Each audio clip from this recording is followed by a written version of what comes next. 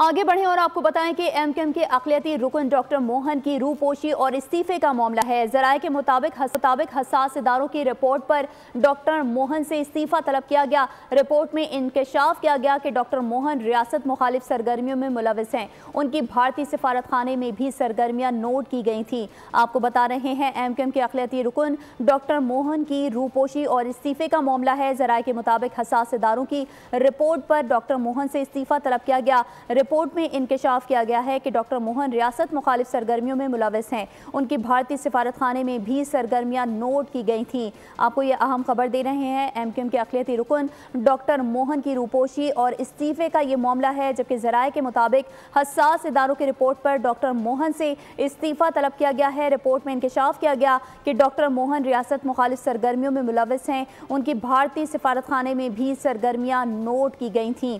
MQM के अक़लियती रुकन doctor Mohan की रूपोशी और इस्तीफ़े का ये मामला है। ज़राए का कहना है कि हसास इदारों की रिपोर्ट पर डॉक्टर मोहन से इस्तीफ़ा तलब किया गया। रिपोर्ट में इंकशाफ किया गया है कि डॉक्टर मोहन रियासत मुखालिफ सरगर्मियों में मुलविस हैं। सब्सक्राइब करें और बेल दबाएं ताकि कोई खबर रह न जाए।